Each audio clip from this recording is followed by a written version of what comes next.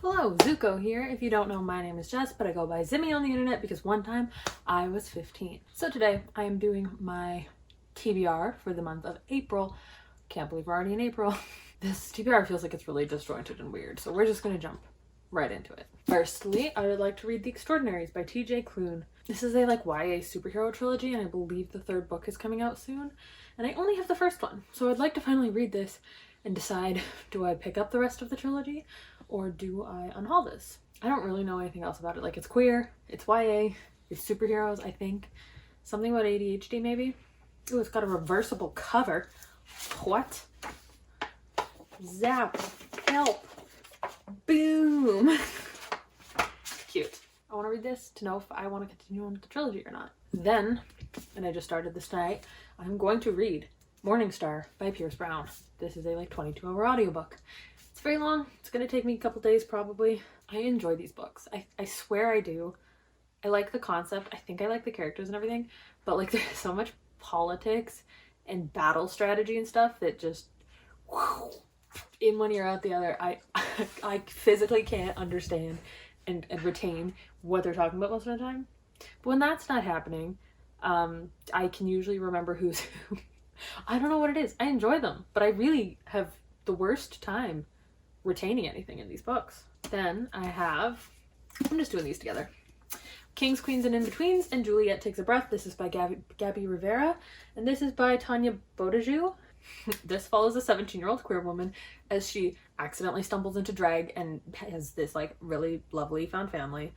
And this book follows a 19-year-old woman named Juliet who is discovering feminism and what it means to be a feminist, and the fact that not all feminism actually includes all women. I'm gonna be honest, at the time of filming this, I've already read these, but I wanted to read them this month, and I have. So I think it counts. I wanted to read these mostly because I don't really want to keep contemporary coming of age stories on my shelves so much anymore. I'm probably never gonna reread these two books.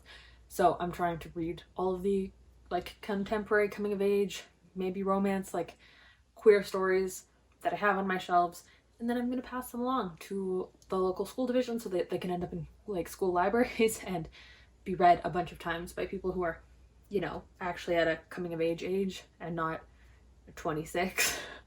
I've been openly queer for 11 years. I don't really need coming out stories and stuff. But yeah, there's these. And then lastly, because these are mostly my backlogs of TBR stuff, right? Not the new releases that I'm trying to read. If I can get a paperback of this book, which sounds weird because I already own it, but it's a book that, you find in every used bookstore and thrift store. I want to find a paperback of Life and Death by Stephanie Meyer, the gender swapped Twilight retelling. And I would just like to read it in paperback instead of this hefty book, because this is two novels in one and it's heavy, and I just find them really pleasant to read in paperback. So I think I would like to physically read this, and I would like to buy it in paperback first. I'm just in a mood to reread Twilight again, and I'm you just did that in September. No. No, get books off your TBR first. And this is my last Twilight book on my TBR, I believe, so I need to actually read this. So I'm planning to do that this month if I can find a paperback copy. Hopefully that shouldn't be too hard. So yeah, these are the 5 books that I am going to make myself power through in April. I'm off to a good start. I've read 2 of them, and I've started one of them. So I think I have a good chance of completing this. But I filmed this already before I had read Juliet Takes a Breath or Kings, Queens, and In-Betweens, and I knew I wanted to read those this month. Those were the books I was going to force myself to read. So I think it counts. I just like to give myself a goal of some of the back catalog books on my shelves to read instead of just reading all of the new releases right away.